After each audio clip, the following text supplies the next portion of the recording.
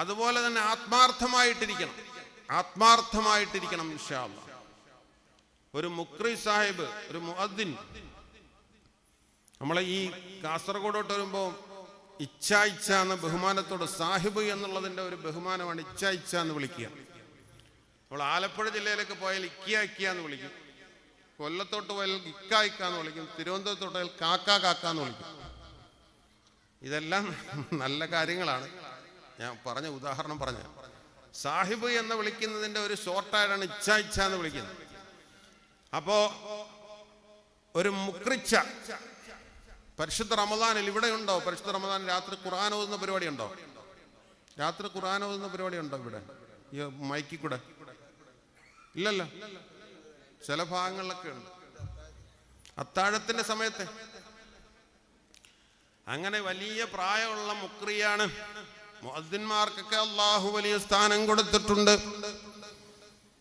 من أحسن قولا ممن دعا إلى الله وعمل صالحا وقال إنني من المسلمين. അല്ലാഹുവിലേക്ക് വിളിക്കുന്നതിനേക്കാൾ ഉത്തമൻ വേറെ ആരുണ്ടെന്ന് വിശുദ്ധ ഖുർആനിന്റെ ആയത്തിന്റെ തഫ്സീറിൽ ആയിഷ ബിബി റളിയല്ലാഹു അൻഹ പറയുന്നുണ്ട്. മുഅദ്ദിന്മാരെ കുറിച്ചിട്ടാണത് പറയുന്നത് എന്ന്.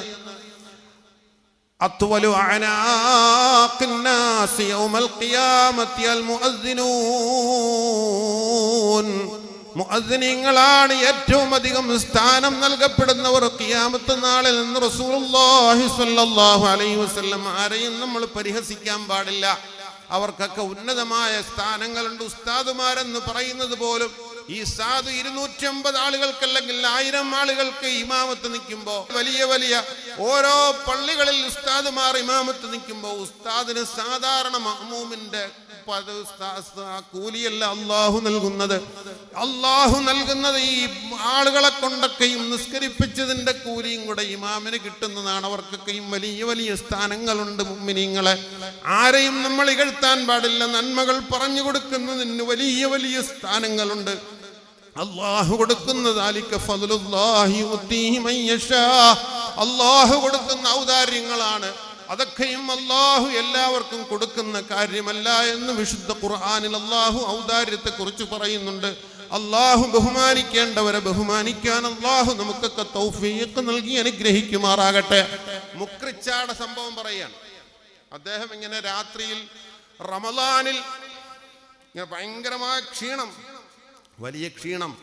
അപ്പോഴാണ് ഒരു ചെറുപ്പക്കാരൻ പയ്യൻ പറഞ്ഞു, ഉസ്താദേ നിങ്ങളൊന്നും കൊണ്ടും പേടിക്കണ്ട, ഞാനൊരു സംവിധാനം ഒപ്പിച്ചു തരാം. ടേപ്പ് റെക്കോർഡറൊക്കെ ഓർമ്മയുണ്ട് എല്ലാവർക്കും. കൊച്ചുകുട്ടികൾക്കൊന്നും ടേപ്പ് റെക്കോർഡർ എന്ന് പറഞ്ഞാൽ അറിയത്തില്ല കേട്ടോ. അതൊക്കെ കാലം മാറി. കാസറ്റൊക്കെ ഓർമ്മയുണ്ടോ? ആ കാസറ്റിൽ ഇങ്ങനെ സിനിമാ പാട്ടുള്ള ഒരു കാസറ്റിൽ ഇങ്ങനെ ഖുർആൻ ഇങ്ങനെ റീ റെക്കോർഡ് ചെയ്തു. എന്നിട്ട് ഖുർആൻ റെക്കോർഡ് ചെയ്തിട്ട് കാസറ്റും ടേപ്പ് റെക്കോർഡറൊക്കെ കൊണ്ട് കൊടുത്തിട്ട് ഉസ്താദിന് മുക്രിച്ചടുത്ത് എല്ലാ കാര്യങ്ങളും പറഞ്ഞിരുന്നു. മൈക്കെടുത്ത് മുമ്പിലോട്ട് വെച്ചു കൊടുത്താൽ മതി, രാത്രി കറക്റ്റ് സമയത്ത് അങ്ങനെ ചെയ്താൽ മതി എന്ന് പറഞ്ഞു. ഉസ്താദ് എല്ലാം കേട്ടു. രാത്രി ഉസ്താദ് അലാറം വെച്ച് എണീറ്റു. എന്നിട്ട് മൈക്ക് വെച്ചിട്ട് ഖുർആൻ ഇങ്ങനെ മനോഹരമായി കേൾക്കുകയാണ്. അബ്ദുറഹ്മാൻ സുദൈസിയുടെ മനോഹരമായ ഖുർആനോത്ത്. ആ ഖുർആനോത്ത് കേട്ടുകൊണ്ടിരിക്കുമ്പോഴാണ് ഉസ്താദ് ഉറങ്ങിപ്പോയത്. കുറച്ച് കഴിഞ്ഞപ്പോഴാണ് പള്ളിയിൽ നിന്ന്, പരിശുദ്ധമായ റമദാനിന്റെ രാത്രിയാണ്, പള്ളിയിൽ നിന്നെല്ലാം കൂടെ ആളുകളെല്ലാം കൂടെ ബഹളം, ഭയങ്കരമായ കതകിരിട്ടടിയും ബഹളവും. നോക്കുമ്പോഴെന്താണ്, അവിടെ പള്ളിയുടെ മുകളിൽ കൂടി സിനിമാ പാട്ട് കേൾക്കുകയാണ്. കാരണം എന്താണ്, ഈ ബാക്കി മുഴുവൻ ഇതിന്റെ ഓവർ റെക്കോർഡായിരുന്നല്ലോ. കാസറ്റിൽ റെക്കോർഡ് ചെയ്ത് കുറച്ചേ ഉള്ളായിരുന്നു ഖുർആൻ, ബാക്കി സിനിമാ പാട്ട്. അപ്പൊ ഞാൻ പറഞ്ഞതെന്ന് പറഞ്ഞാൽ ഏതിനും ഒറിജിനാലിറ്റി വേണം, ആത്മാർത്ഥതയോടുകൂടി ഇവിടെ ഇരിക്കണം.